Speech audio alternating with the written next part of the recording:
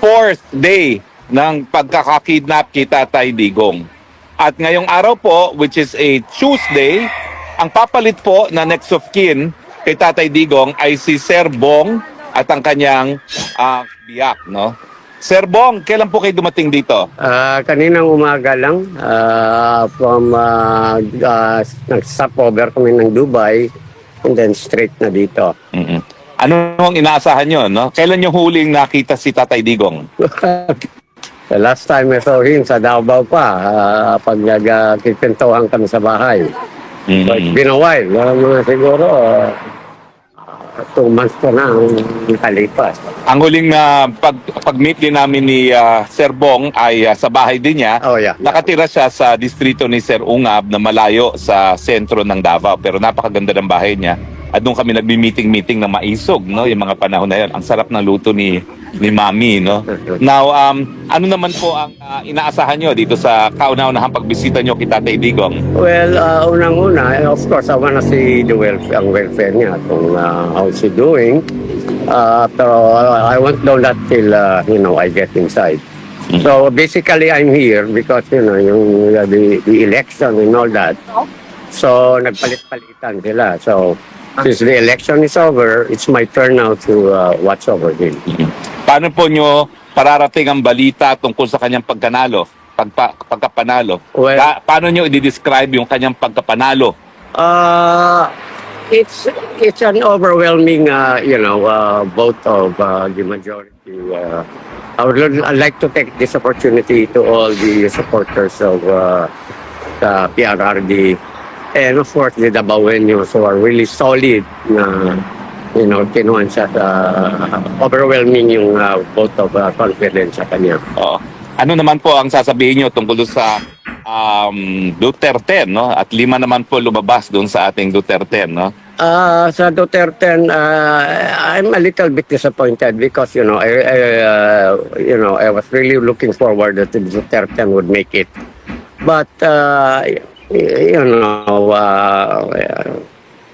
there are some siguro meron pa yung mga protest or whatever, but I will leave it to BP Sara.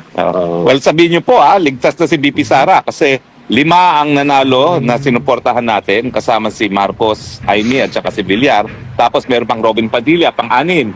Kailangan lang niya na 8 na hindi papabor sa impeachment, no? Sa 8, pwedeng panggalingan niya yung 2 magkapatid na Cayetano, yung 2 magkapatid na Estrada, meron pang Joel Villanueva, no? So meron na tayong 6 at posibleng 5 pa at meron pang Mark Villar, 6, no? So may posible pang 6 na hindi papabor, no, doon sa impeachment. Bukod doon sa 6 na sigurado na, no? So 8 lang kailangan natin, no, para mawala na impeachment. So mukhang makakahinga na si Tatay Digong. Sabihin mo, relax ka na, safe na si Sara from impeachment, no? Hindi na matatanggal yan, no?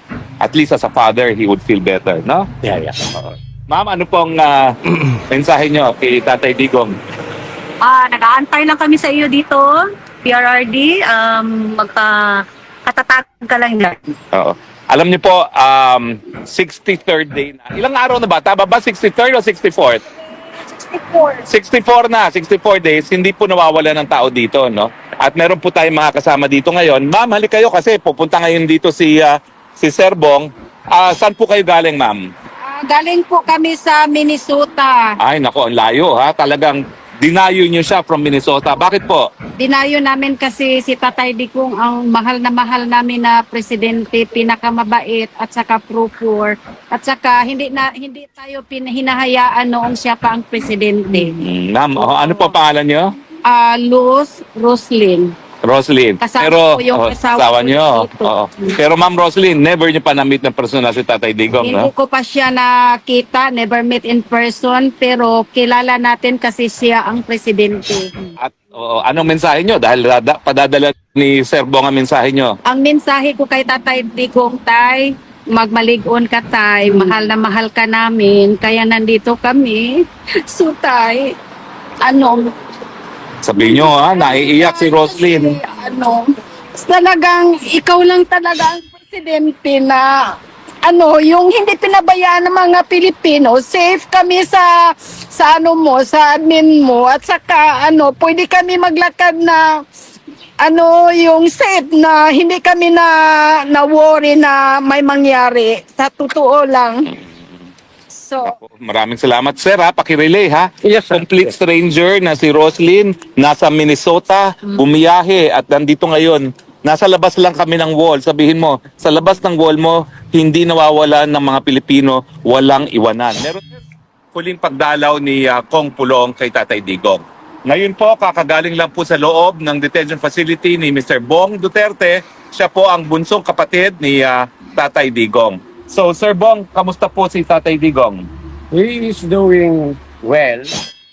Medyo malungkot lang because he cannot kwan yung sa outside world talaga nangyayari. So I have to brief him about the election, the outcome ng election, both the local and the national. And very happy na I told him you got a very overwhelming vote mayor of Davao again. So masaya sa. Ano po sinabi niya in particular? Doon sinabi niyong tambak ang kanyang panalo. Ako ang nagsalita nga sa kanya, sabi ko, grabe yung outcome, yung number of votes mo kaysa yung opponent, alam mo. At saka, ang Vice Mayor Basteren, including si Congressman Pulong, and yung anak niya, si Omar, also won the congressional seat, 2nd District. And of course, Congressman Unga won sa 3rd District. Ano pong sinabi niya? Yung sinabi niyong overwhelming ang victory. Naka-smile. Nakasmile. Yes. Ngayon, yung ano po, yung 5 na pumasok na inendorso natin para senador, ano pong sabi niya?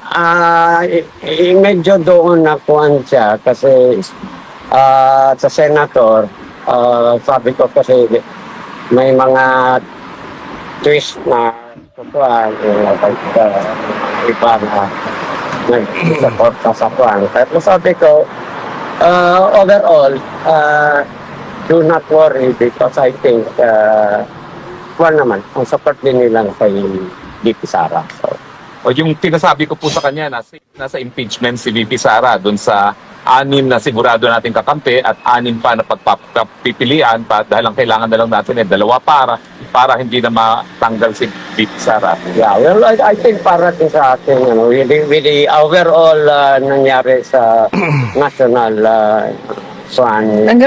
alas na tanggal yung mga, alam mo na, yung sa Congress. Mga buwisit, So, mga Hawad Committee. So I think yung mga opposition ng iba, I think they will think about it. Kung ano yung noon, it cannot go that way. So there's a big chance ang support with Sara. Nasabi niyo ba ho na yung abante na nagpapanggap na anak ng Diyos ay natalo? Nasabi niyo sa kanya na natalo si Abante. Ano sabi niya? Ikinto ko kay PRRD lang, sabi ko, lahat yung mga hinarap mo sa Quadcom, sabi ko walang lumusot. Sabi niya, ganun ba? Tawa siya ng tawa. So high spirit siya dahil doon sa resulta ng eleksyon. Oo. Ngayon, ano pong mga request niya kung meron man? Okay, ang sabi niya sa akin, paglabas ko daw. Again and again, would like to thank all those who supported him, moral support, all yung lahat na dito na, because I told him na merong mga tao sa park, nagkakontrol. Sabi niya, ganun pa. Sabi niya, parang from the bottom of his heart, talagang papasalamat sa sabong nagsusuporta sa kanya, not only dito sa park, worldwide, pati sa Pilipinas. At ang sinabi lang niya, hindi niya parang utang na loob niya sa liga. Napansin ko po, hindi yung dala-dalang nabada niya. Naglalaban na ba siya on his own? Kinuhaan ko sabi ko sa guard na nagbabantay, sabi ko, I'm here to get his laundry, pero parang sinabi niya, laundry. So, hindi na ako nag-insist. After all, ayaw mo maglaba no? Ganon. Pero, ayan, he's okay. high spirit ka. Sir, can we ask question as well? Yes, now, please, Sir, questions. is Mayor Duterte aware na nananalo talaga yung dear friend niya na now Senator Attorney Rodante Marcos? Question as well. Yes, now, please, Sir, questions. is Mayor Duterte aware na nananalo talaga yung dear friend niya na now Senator Attorney Rodante Marcoleta? Yes, I give him all the because hindi na natin masabi na kasi hindi pa ito official. But I told him na yung the counting went more or less ganito na lumusot. So, in a way, masaya. Masaya talaga. Lalo na sa Davao na lahat ng kuwan niya lumusot. Walang kabila na. Tapos sir, ilang months mo nang hindi nakita si former president? Ako? Yes po. Since pagpunta nila sa Hong Kong, Okay, mga... kasi was suspected to from Hong Kong, yes, to fly back to Hong Kong. Okay. Sir, can you also ask what your feelings were nung nakita mo for the first time, si PRRD, ay Mayor Duterte? Mayor na talaga siya ngayon. Yes. Kung siya, I mean, you know, he's a little bit detached kasi nga, as I said, you know, wala siyang kuwan sa outside world. So, kailangan pag nanyan, kaya, you know, whoever will be sinong susunod, we have to brief him ano nangyayari sa outside world. Kasi sinabi ko, pwede ka ba may cellphone? Sabi ko, pwede kita bilhin eh. Bawal. So, Talaga. wala, isolated siya. But yet, kung maprentuhan mo na siya, magkuhan mo. How about you, sir, personally? Meron ka bang special emotions or feelings na nung nakita mo siya? Ako? Of course, yeah. Pero, yan know, ang kaso na, we will leave it to the lawyer. Sir, masaya naman si tatay sa good news na yung pinag-ano mo, sir. Mga good news na hinatid mo today. Masaya si tatay. Oo, masaya. Nagkakos dito, sir. Pakita nga niya sa akin. Inasahan ka ba niya? Nasabi ba ni Kong Pulong na kayong papalit? Yeah. Actually, before pa, nagkwento na kanunod ko lang. Kasi nga, because, you know, the election. So, they have to go back. Pag-usapan na for the meantime, na busy sila sa kanila. So, it's my time to watch over him. So, siguro, kung whoever comes here na, si Pulong ba, o si Sara, o sino sa mga anak na, ako naman. Meron ba kayong estimated time na pagbalik niyo sa Pilipinas or estimated na may pagbalik sa inyo rito? Antayin namin sino mga anak na papalit. And then from there, kasi nandito, Netherlands, balita ko, malapit lang ang Belgium, malapit lang ang Germany. So, kung sino yung papalit, sasabihin ko, bago kami umuwi, papasa na lang. Yes. Meron pong malawakang pagtitipon ng mga Pilipino. Una-una, may marcha po dito sa Dahig sa 17 Aha. at meron pong pagtitipon sa 24 at inaayos yung selebrasyon para sa birthday ni VP Sara sa 31, no? Sana po nandun kayong manguna doon sa Oh, mga marcha. ano is gonna be here? 17, 24, 31. Lahat po tayo, sama-sama po tayo dyan. In fact, I mentioned that to him na magkakaroon ng rally. Kung nga, sabi ko nga, alam mo ba, araw-araw, nag-uwisita sa'yo dito, iba-ibang lugar. Doon talaga sa harapan, sabi ko, naguguluhan ng kuhan, kaya pinalipat kami. Katawan. Sinabi nyo ni Insan, walang nag-iwan sa kanya, palaging may tao rito. Yeah. And it's very grateful talaga pa. Yung health naman niya, sir, okay. Meron ba siyang special request na dati kasi pagkain, meron ba siyang binanggit na pagkain ngayon? Yeah, yun lang ang kinuha ko. Sabi ko, any food that you would like, or one. Pero now yung words is not living. Bawal eh. Bawal. Saka isa pa kanina, because you know, yung pagpasok ko, I have to divest all my... Wala akong dala, pwede cash. Yung nagkikwentuhan na kami, sabi niya, may pera ka, kaya bilihan mo ako Coke. Ang consider ni tatay. So, lang, tapang gwardiya to. Pagbalik ko, bayaran lang. Wala akong kasabi ko lang.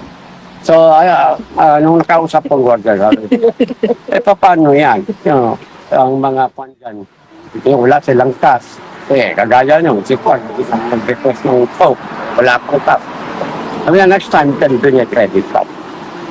So, anong request niya? Meron mga vending machines. Ako naman. Meron naman silang vending machine. Iwanan nyo na ng credit card, turuan nyo paano gamitin para makabigay sa... Bawal din. Bawal din. Doon sa visiting area. Maraming restriction. Kailan po susunod yung bisita uli? I'll be back here Friday. Friday. So abangan po namin ang balita uli sa Friday. Same time. Pero Kasi minsan po, I cannot, hindi ako pwede mag-dicta kung kailan ako mag-visit. Yeah. Sila Sa facility nila, policy nila. So, yun, twice a week ako pwede.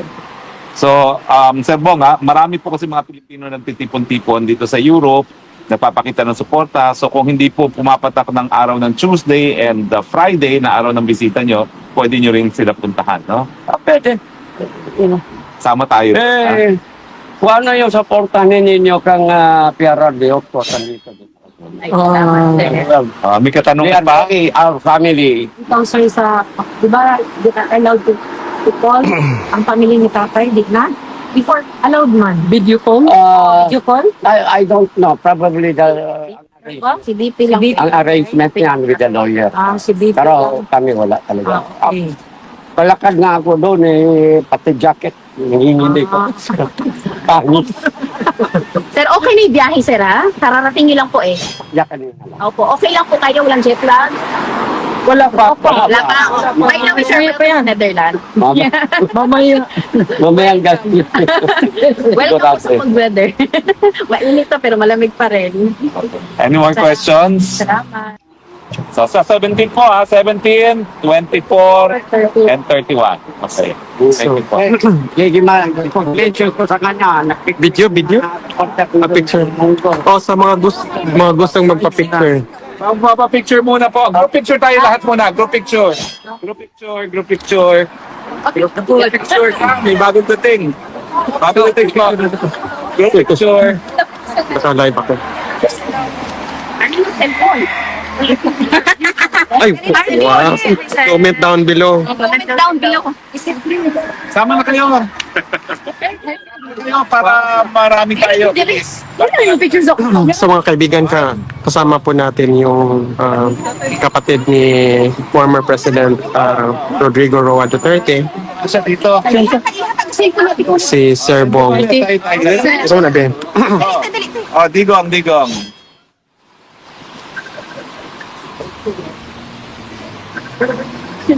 Okay. Duterte. Duterte!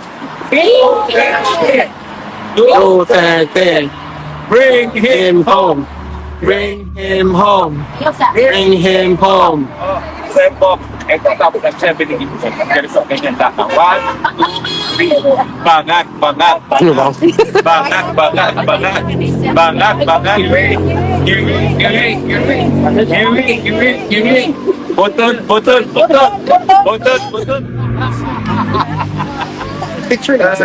So guys, kasalukuyan po nating binibideo yung ito. Naka-live po tayo ngayon through Please below your questions. kay ano to kay Kasi lahat I can kay attorney to. Hindi tayo pwede mag-ano dito. So, hindi ko pa alam kung kailan ko to i-end live. So, andito yung mga ano natin.